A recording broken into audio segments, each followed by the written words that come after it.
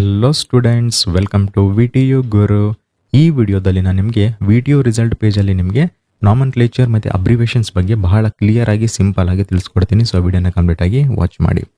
Like ಬಹಳ ಸ್ಟೂಡೆಂಟ್ಸಿಗೆ PFAWX ಅಥವಾ NE so ಇದ್ರದ್ದು ಕಂಪ್ಲೀಟ್ ಮಾಹಿತಿನೇ ಗೊತ್ತಿರಂಗಿಲ್ಲ. ಸೊ ಕನ್ಫ್ಯೂಸ್ ಆಗಿಬಿಟ್ಟು ಅವರು ನೂರಾರು ವೀಡಿಯೋಸ್ನ ಸರ್ಚ್ ಮಾಡ್ತಾನೆ ಇರ್ತಾರೆ, ಹೌದಾ?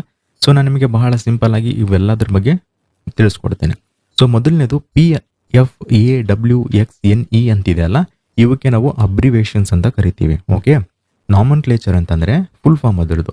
P ಅಂತಂದರೆ ಪಾಸು, F ಅಂತಂದರೆ ಫೇಲು, E ಅಂತಂದರೆ ಆಬ್ಸೆಂಟು, W ಅಂದರೆ ವಿತ್ ಹೆಲ್ಡ್, X ಅಥವಾ NE ಅಂತಂದರೆ ನಾಟ್ ಎಲಿಜಿಬಲ್. ಓಕೆ, ಸೊ ಒಂದೊಂದಾಗಿ ನೋಡ್ತಾ ಹೋಗೋಣ. ಮೊದಲನೇದು P ಅಂತಿದೆ.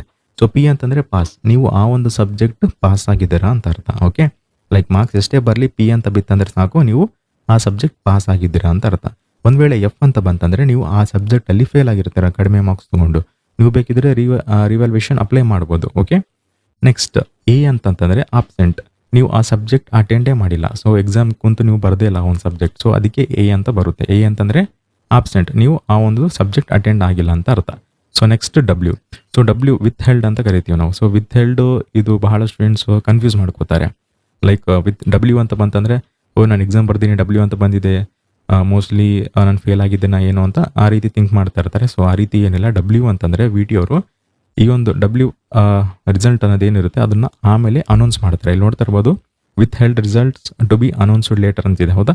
ಸೊ ಅಪ್ಡೇಟೆಡ್ ರಿಸಲ್ಟ್ಸ್ ಅಂತ ಬರುತ್ತಲ್ಲ ನೆಕ್ಸ್ಟ್ ನಿಮಗೆ, ಸೊ ಅದರಲ್ಲಿ ಈ ಒಂದು ಸಬ್ಜೆಕ್ಟಿಂದ ರಿಸಲ್ಟ್ಸು ನಿಮಗೆ ಡಿಸ್ಪ್ಲೇ ಆಗುತ್ತೆ. ಸೊ W ಅನ್ನೋದು ಹೋಗಿ ಪಾಸ್ ಆಗಿದ್ದಾರೆ P ಅಂತ ಬರುತ್ತೆ, ಫೇಲ್ ಆಗಿದ್ದಾರೆ F ಅಂತ ತೋರಿಸುತ್ತೆ. ಓಕೆ, ಸೊ ಟೆನ್ಷನ್ ತೊಗೋಂಥ ಅವಶ್ಯಕತೆ ಏನಿಲ್ಲ, ಇದನ್ನು ಅಪ್ಡೇಟ್ ಆಗಿಲ್ಲ ಅಂತ ಅರ್ಥ W ಅಂತ ಬಂದರೆ. ಆ್ಯಂಡ್ ಸ್ವಲ್ಪ ದಿನ ಆದಮೇಲೆ VT ಅವರು ಇನ್ನೊಂದು ಅಪ್ಡೇಟೆಡ್ ರಿಸಲ್ಟ್ ಅಂತ ಬಿಡ್ತಾರಲ್ಲ, ಅದರಲ್ಲಿ ನೀವು ಚೆಕ್ ಮಾಡ್ಕೋಬೇಕಾಗುತ್ತೆ. ಅದಾದಮೇಲೆ ಲಾಸ್ಟ್ X ಮತ್ತು NE ಅಂತಿದೆ, ಹೌದಾ? ಸೊ ಇದು ನಾಟ್ ಎಲಿಜಿಬಲ್. ನಾಟ್ ಎಲಿಜಿಬಲ್ ಅಂತಂದರೆ ಇದಕ್ಕೆ ಬಹಳ ರೀಸನ್ಸ್ ಇರ್ಬೋದು.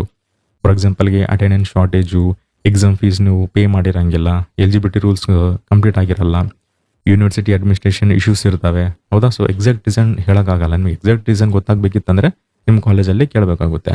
ಆ್ಯಂಡ್ CIE ಮಾರ್ಕ್ಸ್ ಕಡಿಮೆ ತೊಗೊಂಡಿರ್ಬೋದು, SEE ಮಾರ್ಕ್ಸ್ ಕಡಿಮೆ ತೊಗೊಂಡಿರ್ಬೋದು. ಸೊ ಎಲ್ಲನೂ ಹೇಳೋಕ್ಕಾಗಲ್ಲ. ಸೊ ಎಕ್ಸಾಕ್ಟ್ ರೀಸನ್ ಹೇಳೋಕ್ಕಾಗಲ್ಲ. ಬಟ್ ನಾಟ್ ಎಲಿಜಿಬಲ್ ಅಂತಂದರೆ ಬಹಳಷ್ಟು ರೀಸನ್ಸ್ ಇರ್ತವೆ. ನೀವು ನೋಡ್ತಾ ಇರ್ಬೋದು, ಸಮ್ಟೈಮ್ಸು ಟೆಕ್ನಿಕಲ್ ರೀಸನ್ಸಿಂದ ಕೂಡ ನೀವು ಪಾಸ್ ಆಗಿದ್ರು ಕೂಡ ಫೇಲ್ ಅಂತ ತೋರಿಸೋದಾಗಿರಲಿ, ಅಥವಾ ಆಬ್ಸೆಂಟ್ ಅಂತ ತೋರಿಸೋದಾಗಿರಲಿ, ಅಥವಾ X NE ನಾಟ್ ಎಲಿಜಿಬಲ್ ಈ ರೀತಿ ತೋರಿಸ್ತಾ ಇರುತ್ತೆ. ಸೊ ಅಪ್ಡೇಟೆಡ್ ಶಾರ್ಟ್ಲಿ ಅಂತ ಮೆನ್ಷನ್ ಮಾಡಿದ್ದಾರೆ ವಿಡಿಯೋರು. ಸೊ ಆದಷ್ಟು ಬೇಗನೆ ಅಪ್ಡೇಟ್ ಮಾಡ್ತಾರೆ. ಓಕೆ ಸ್ಟೂಡೆಂಟ್ಸ್, ನಿಮ್ಮ ಡೌಟ್ಸ್ ಎಲ್ಲ ಕ್ಲಿಯರ್ ಆಗಿದೆ ಅನ್ಕೊತೀನಿ. ಎಲ್ಲ ಅಬ್ರಿವೇಷನ್ಸ್ ಮತ್ತು ನಾಮನ್ಕ್ಲೇಚರ್ ಬಹಳ ಕ್ಲಿಯರಾಗಿ ಎಕ್ಸ್ಪ್ಲೇನ್ ಮಾಡಿದ್ದೀನಿ. ಇನ್ನೂ ಏನಾದರೂ ಡೌಟ್ ಇತ್ತಂದರೆ ಕಮೆಂಟ್ ಮಾಡಿ, ಆದಷ್ಟು ರಿಪ್ಲೈ ಕೊಡೋಕ್ಕೆ ಟ್ರೈ ಮಾಡ್ತೀನಿ ಅಂತ ಹೇಳ್ತಾ, ಈ ವಿಡಿಯೋ ನಿಮ್ಗೆ ಇಷ್ಟ ಆಗಿದರೆ ಪ್ಲೀಸ್ ಲೈಕ್ ಮಾಡಿ, ಶೇರ್ ಮಾಡಿ ಮತ್ತು ಸಬ್ಸ್ಕ್ರೈಬ್ ಮಾಡಿ. And thanks for watching.